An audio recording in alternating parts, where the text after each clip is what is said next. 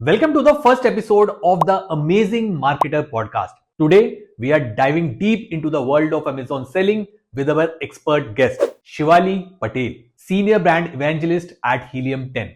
Shivali is also the visionary founder of Liviways, a mind and body wellness company. Shivali is here to share her invaluable insights on how to become a successful Amazon seller, covering everything from getting started as a beginner to choosing the right product categories. My name is Saurabh. You are watching Amazing Marketer. Let's learn something new today. So, hi Shivali, welcome to Amazing Marketer. It's great to have you on board today to speak to our audience. And it would be great if you can just tell us a brief about yourself. Yeah, thank you so much for having me on. I'm excited about today. So, a little bit about me is I'm Shivali Patel. I'm an Amazon seller since 2020, I believe, or 2021. I lose track of time now since it's been a while, but I've launched both physical and digital products. And I'm also the senior brand evangelist here at Helium 10. If you don't know what Helium 10 is, it's a all-in-one software suite of tools for Amazon sellers, but we do also have tools for Walmart sellers as well as TikTok sellers. What's really cool is we have something for everybody, regardless of if you're trying to figure out what product to sell, or maybe you already have picked that product and you're trying to craft a listing with really great keywords and phrases to make sure you're maximizing visibility on Amazon, or even later on when you're starting to run your campaigns, if you want to set rules and actually automate some of those PPC campaigns, or just go in and have a really good pulse on your profits. We really have over 30 plus tools here at Helium 10. So it's all encompassing. Oh, that's amazing. Okay. So let's start with the most basic question. Okay. So how can a beginner start selling on Amazon and what are the important aspects of it? Yeah. So obviously, you don't just want to shoot blindly in the dark. I think even in real life, we end up going to school. We have an internship that occurs just because we want to gain some life experience. And it's kind of the same thing on Amazon. You do want to be educated on the actual platform as well as the Amazon selling journey. And you want to take a look at the data of what already exists. We tend to talk about finding products that have really great demand, but low enough competition for you to go in there and compete. And ultimately, you want to differentiate and improve upon the products that already exist. That way, you can actually incentivize the consumer to purchase your product. Now, that can look like a variety of different things for different people. Some people still decide that they want to go into a in-person store to find a product that they want to sell, and that's absolutely cool. You still want to check the demand on Amazon. And what makes that even easier is using a tool like Black Box from Helium 10. So what Black Box does is it processes over 2 billion data points daily, allowing you as the consumer to put in criteria that you have in mind. So for example, those of you that are watching this, you might have a vested interest in, culinary arts. You might be a chef and you know something about that topic that perhaps I don't. Maybe you're a pet lover. You can contribute more to that subject, and therefore you might be considering looking for a product in those categories. So Blackbox really lets you go in and put categories alongside other filters, such as, for example, how much monthly revenue a product is making, Okay. title density, which is a really great indicator to understand how easy or difficult it might be to rank for something. For example, of course, you want a really high quality product, but you also want to be able to rank for that product, right? You want to be at the top of page one. How many of us actually go to page 3 or 4 when we're buying a product? Right. Most of us don't, right? Agreed. Agreed. So these sort of things are important to consider. And title density essentially tells you how many products on page one for a search term, like whatever you typed into the search bar, actually is being listed inside of the title. And so let's say you only had 2 people for the search term coffee table Okay. is actually inside of the title, like coffee tables in the title. Then if you were the third person to come in and put that into your title, you would be able to rank for it a lot easier than somebody who didn't have that inside of the title. So Okay. things like that, there's really special filters and criteria inside of Black Box that you otherwise wouldn't be able to really guesstimate just by going into bestsellers list or regular list. So I really encourage those of you that are starting out to make sure that you're educating yourself on the platform. Number one, educate yourself on the selling journey of what you need to know, because that will save you time, money, energy, True. and then use the data that exists to guide your future Okay. decisions. Okay. That's awesome. That's awesome. So, like you have mentioned about the black box. So, from a beginner perspective, using such a tool like black box, how difficult it is? So, it is very complicated or it's easy to use? What do you think? I think the best way to learn is by doing things. And so the more that you play around with the tool, the more you'll feel comfortable and confident in your choices. The thing about Black Box is all of our tools, first of all, do have a learn button at the very top of the tool. And so usually if you just click Black Box training, it'll showcase videos that you can follow along. You can literally open it up on a secondary tab and just go through with the tool. But Okay. it's also not something that's very much right or wrong. You can't really make any mistakes because it's meant to be a starting spot. I usually, even when I'm doing product research for launching new products, I go through the products tab, the keywords tab, I'll go into the competitors tab, niche tab, and play around with different criterias and then begin creating a shortlist. I think it's a great place for you to begin creating a 15 to 20 product idea shortlist that you can then further validate. Okay. That's nice. That's nice. So this is what Black Box looks like. And essentially, when you're inside the tool, I just mentioned I use different tabs. And Okay. that's what we're looking at up top right here. You have the products, keywords, ABA top search terms. That's for limited plans, competitors, niche, product targeting, and elite analytics. Now, we can talk really briefly just so you guys get an understanding of the tool. For those of you that are watching this, the products tab is going to take you into an Amazon search page. So let's say that I was taking a look at this product right here. This Okay. is one of our products, and it has a add to cart and buy now button. So anytime you are on a product listing page with one of those buttons, you are taking a look at a potential output for the products tab. As for the keywords tab, that's going to be a little bit different because instead of a URL like this, instead, if you typed in, for example, this product is described by the keyword coffin shelf, Uh-huh. this right here is going to be a search term. Got it. So this would be an example of something that would be outputted for the keywords tab.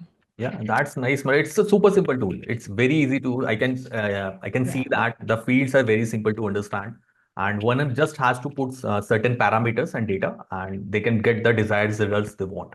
Okay, nice. Absolutely. Yeah, yeah. So really, really easy to use. You can put in a number of different criterias. And between the products and keywords tab or competitors niche, you'll notice that the filters actually do change as well. And so Okay. you can do really cool things. For example, something I'll just call out here before we go back to our conversation Sure. is underneath the products tab, you have number of images, and you might want to use that in conjunction with something like revenue because when you are on a product listing page, right, we Mhm. are taking a look at whether or not you can compete by how well optimized something is. And what I mean by that is how much space are they using and how well are they using it. Hmm. Usually, Amazon provides about 8 to 9 different positions that you can go in and add in graphics for. And so let's say that I had a listing that had a maximum of 3 images, but it was still generating maybe 10,000 in revenue. Well, even just with those two criterias, and if I click search, you'll notice I'll still get probably upwards of 500 products, which is the max. So I usually encourage people, as you can see, viewing one of 50 of 500 items just with these two criteria. So I would even go back in and refine that search to get more back as an output. But that's going to be different from the keywords tab, where you're not necessarily measuring how optimized the search results page is, but you're taking a look at how in demand it is. And so you might consider something like search volume a little bit more, where that's going to see how many times people are typing something in into Amazon. Remember, guys, the goal is not to persuade people into a new purchase because Amazon is already used as a searching platform, right? It's kind of like Google. So people just go on it and they know they want to purchase something. You just have to get listed in front of that person. And so search volume can help you find those keywords. Same thing with some of these other filters like word count. Word count, you might think, what the heck is the importance of that? But it takes a look at buyer intent because somebody who's typing in office is going to be really, really different from somebody who's typing in white marble keyboard mat. Keyword. That's Absolutely. It's a really long tail specific. keyword. Exactly, exactly. Okay, that's awesome. So, like we are discussing right now from a beginner's perspective. So, what is the minimum budget required to start Amazon FBA business? What do you think? I love this question because Helium 10 has actually done a case study called Project 5K before.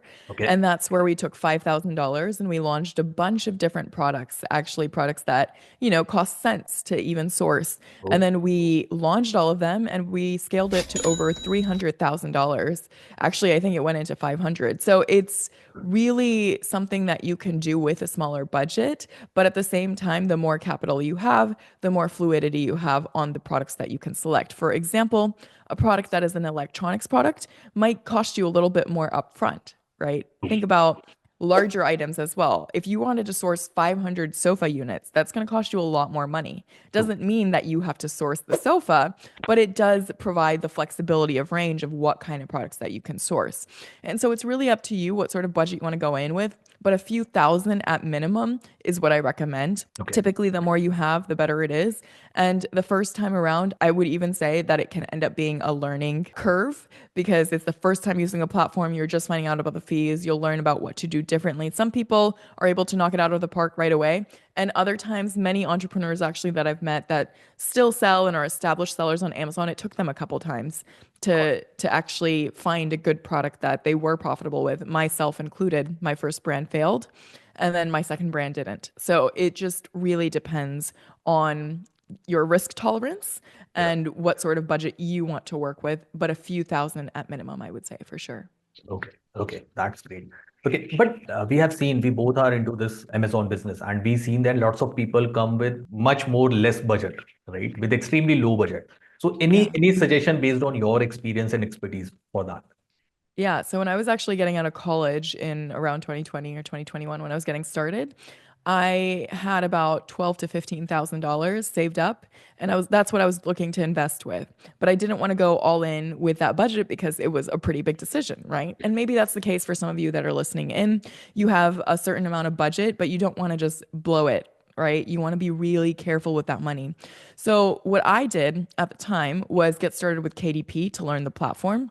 Mhm. And KDP is really different. I don't think it's necessarily for everybody, but you absolutely can learn the platform by using a different avenue. And then with that capital that you generate from KDP, let's say, which if those of you guys that don't know what KDP is, it stands for Kindle Direct Publishing. Interesting. Essentially, it's for books, but it does run very much the same way, and you do still sell on Amazon. And so I used that initially, got some more capital, and learned how to run ads, that sort of thing with KDP. And then from there, I went in and launched physical product. Again, that product still failed. And that was the learning curve I had before I went in again and found a product inside of Black Box, which was then my second brand. And that one was really profitable. So, Okay. So it's a yeah, it's you really have an amazing entrepreneurial journey. But I would say it's business is not about a sprint or something. It's a marathon. You have to definitely keep on trying, keep on trying. Okay, the first product failed. It's okay. There are certain outcomes that we have taken out of it and use those outcome into the next product. Absolutely. And, definitely. and you are a great example of it. That, okay, I started with KDP. I get some learning out of it. I invest those learnings and the money that I earned from the KDP into my first product. It failed. It's okay. I'm okay with it. I'm again going to try for the next product. Absolutely fine. Absolutely amazing. Nice. Okay. Okay, great. Okay, so most of the people, especially the beginners, they are very curious and want to know what are the five best categories one should actually start with, and which are the categories or something that one should avoid. What do you think based on your long experience and expertise? A lot of people who teach in this space tell beginner sellers to avoid electronics and avoid clothing items and textiles. And the reasons for that is because electronics come with certain restrictions. So you really have to educate yourself on the legal matters of it. For example, I sell an electronics product, and that product had some hazmat issues, True. requires some documentation. And that sort of thing can be really overwhelming for somebody who's just getting started. It does Yeah. by no means mean that you can't do it. It just means they'll require some extra steps. With clothing items, you might have small, medium, large, extra large. All of those different sizings can require additional capital. And you might end up having returns because think about even when you're trying to try something on in the store, it might take a couple of tries to get something right. And so those sort of things can have returns that might also make a seller, beginner seller, feel discouraged if they're getting a lot of returns in the beginning because that sort of thing does matter to Amazon. You want to have a low return rate. And so it can affect your account if you don't. Same thing with, say, textiles requires a little bit of upfront reading because you have certain tags that are required. The baby category can be gated. It's not that any of these categories are bad to sell in. It just means you have to do your due diligence. As for which categories are best to sell in, there's opportunity in literally any category you look in if you know where to look.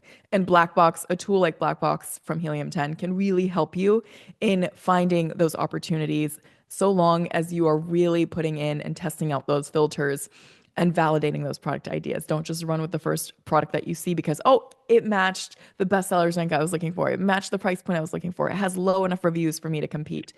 That stuff is great, but can you compete? Are the graphics actually going to be able to stack up to the competitors that you build, right? As well as, is the price point going to be competitive for you? Or is your value offering make it worthy of that price point? Like, is your actual differentiation factors worthy of the price point you want to sell at if it's premium? So there's just a lot that goes into it, but I do think that any category is okay so long as you are doing your due diligence.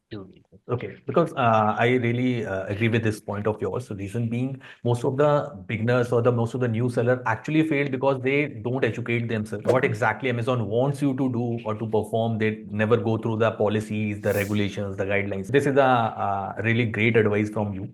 You first educate yourself, then get into the business, and it will be easy for us, for every viewer, to fight into the business or to compete into the business. Okay, that's great. Okay. Definitely. And those of you that are watching should also remember that setbacks are a very, very natural part of being in business.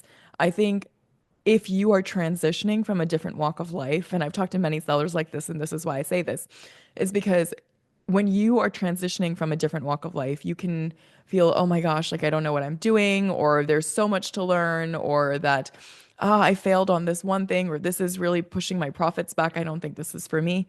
That's all fine and well. I understand where you're coming from, but every entrepreneur has been in your shoes because, again, setbacks are a very natural part of being in business.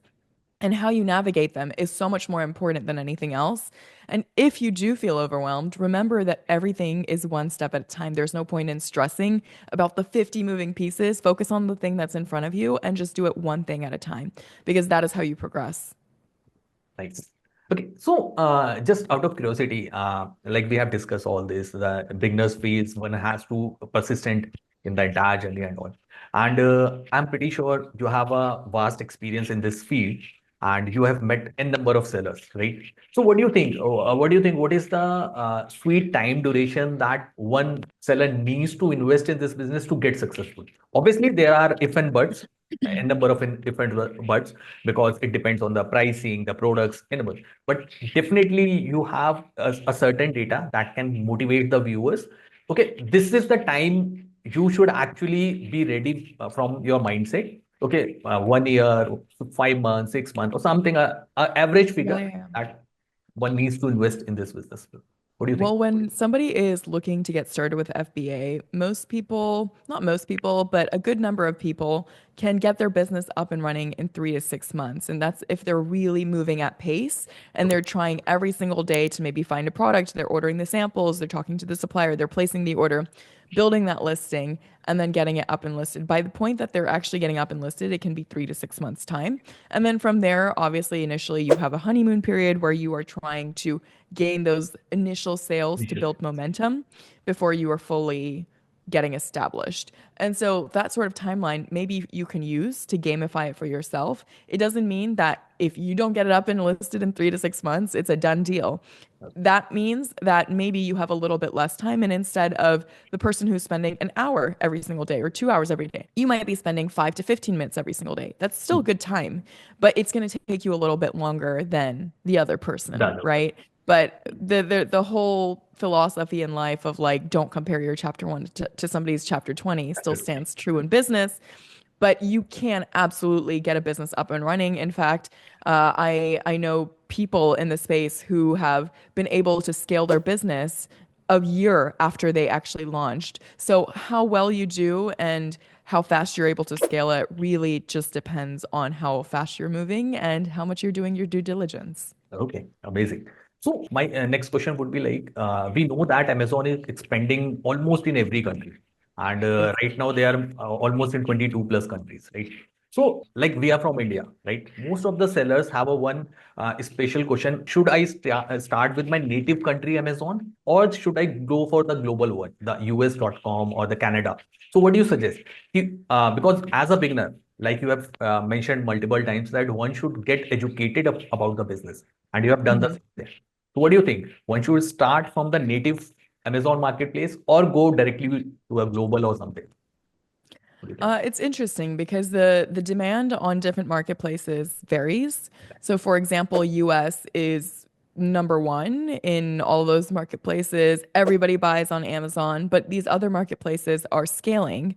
And so you have other marketplaces such as Japan, or for example, the UK or Sweden. I just got back from a conference in Sweden and they were talking about how it's so cool to be able to sell in the Swedish market because while it doesn't have the demand that the US marketplace does, the thing is there's less sellers because it's not yet as True. popular as the US marketplace. And so Swedish sellers are super excited about that sort of thing because now they can get up and listed and they're able to rank a lot easier for their products compared to the US market. They might not have the same level of sales if they were able to rank on page one as they would inside of a US marketplace. However, it's still sales, right? Right. And so I think in India, for example, you have people that are buying. And if your native language, you're very strong in it, let's say you speak Hindi or Gujarati or anything that you feel really comfortable in, you feel like you'll be able to cater to that audience really well, then it's still the same exact process. You're going to end up having maybe some differences in how you build your business and how Amazon approves it. However, you're still going to have to rank those products. So if you feel like you're able to rank easier and you feel more comfortable ranking in your own language, then by all means start in the Indian marketplace and then branch out later, right? Okay. Or if you feel that there's more resources available for you to sell in the US marketplace first and you're more comfortable doing that, start with the US marketplace first and then branch out. Again, when you are growing your business, you can grow wide or deep. And what we mean by that is you can take one product and put it in all the different marketplaces, or you can say, I'm going to pick this one marketplace, get really acquainted with it, sell one product, and then expand that product line out. So maybe I'm selling fitness bands, and then I want to sell some sort of fitness bag, and then I want to sell weights, and all of that are very niche, right? You have all of them in the same exact niche, but you're growing it in that same space. Same. So And so it's you like can a do cross different sell or things. upsell kind of a thing. So you all the products are Right. complementary to the main product and you are selling it. Exactly. The idea good. Okay, nice. So how important is having a tool like Helium, especially for beginners? Because most of the people ask, most of the sellers, especially the beginner seller, always ask you whether we should actually have the tool at the very beginning or should we go for it at a later stage? What is your opinion about it? As somebody who started by doing manual research, True. I did manual research back then, and obviously it didn't go so hot for me. It was supposed to have 45% profit margins actually. When I Hmm. launched, I guesstimated, and by the time that I was launching, I had some setbacks for 9 months that were quite discouraging, but the landscape changes really, really fast. True. And so speaking from that experience, I would say getting started with a tool that lets you actually take a look at the data and sift it fast is really important and it'll save you more money in the long run. So if you're thinking about, oh, like it's going to save me money if I start later, it's not necessarily going to do that for you because you don't have access to the data that's actually going to make you the money that you need. You might even lose on it. Got So it. I want you to think about it from a bigger picture, not so much the smaller picture. And also because Helium 10 is over 30 plus tools, what's really cool is you really can run your business with just Seller Central and just Helium 10 if you wanted to. I think most sellers, as they're getting more established and then starting to scale, then they start looking at other different platforms. But for the most part, everything is really integrated into Helium 10. And so if you can actually build it into your cost, I would take a look at it as just an initial capital investment.